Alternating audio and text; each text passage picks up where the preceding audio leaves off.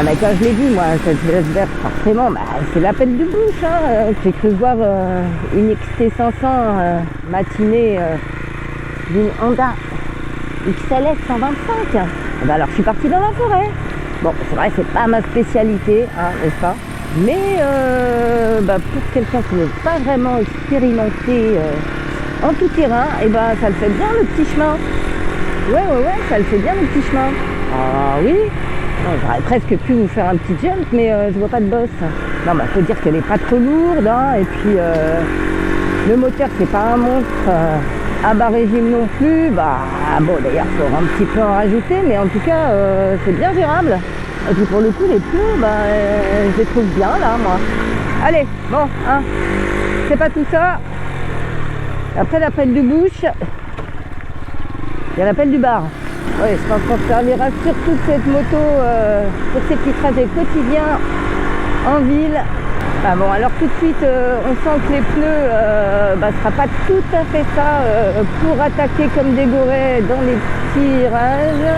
C'est marrant d'ailleurs parce que alors, la taille de la jante avant et puis le gros pneu avec des grosses sculptures, bah, ça fait un effet un peu bizarre à basse vitesse, hein, notamment. Mais enfin, on s'y fait. Ici, la direction se cherchait un petit peu. Alors, rien de plus grave que ça. Mais c'est marrant comme comportement. Hein. On ne conduit pas tout à fait comme un roadster classique. On a presque envie de sortir un peu la jambe de façon super motard des fois.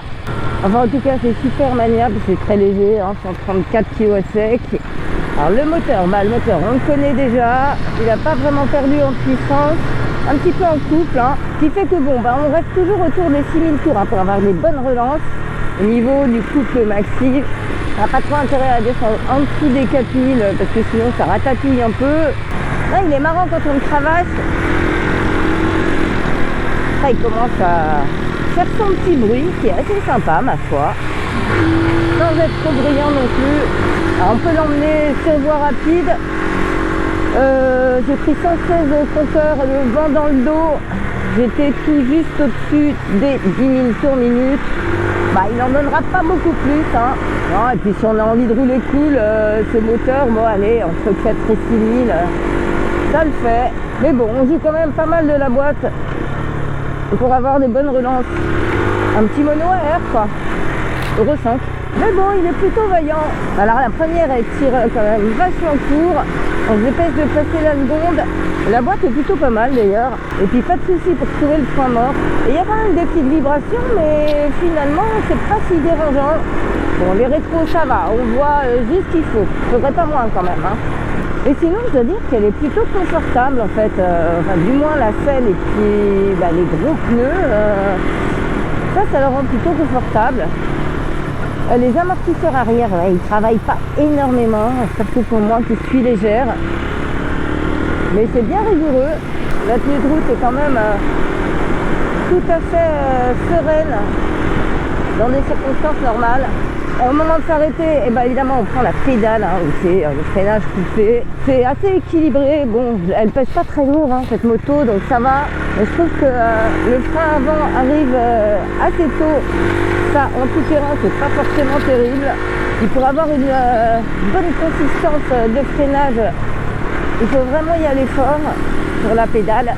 On en rajoute un tout petit peu si nécessaire au frein avant, mais alors le levier du frein avant, il est quand même vachement écarté et vachement dur, donc ça n'a pas un super feeling.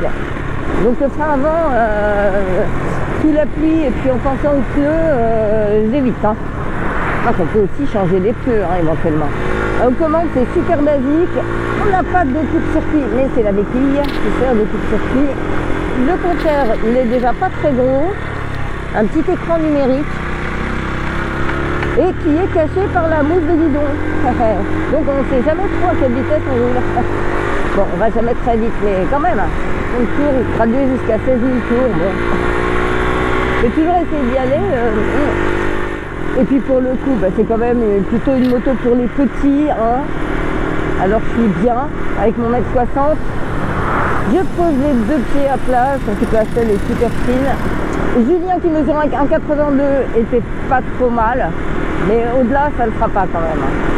On n'a pas les bras trop écartés, le guidon est un peu là, ça peut peut-être gêner un tout petit peu entre les fils, mais franchement, ça passe quand même, vu qu'elle est super étroite. C'est un petit détail, le feu éclaire quand même vachement bien. Il est très visible aussi dans la circulation, les petits clignots aussi. Alors ce qui est drôle, c'est que on se voit dans le réservoir, quoi.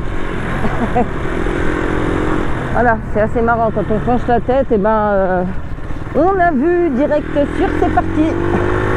Mais enfin, toujours est-il que pour celui qui n'a pas trop de sous et puis qui a envie d'une petite moto lookée et ma foi efficace, qui ne consommera pas beaucoup, qui sera facile à entretenir, bon, ça le fait. Et bien je crois que c'est venu le moment pour moi de vous dire au revoir, après le grand départ.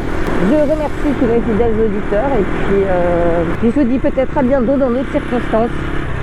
Bisous sur le masque et longue vie à Motor Live.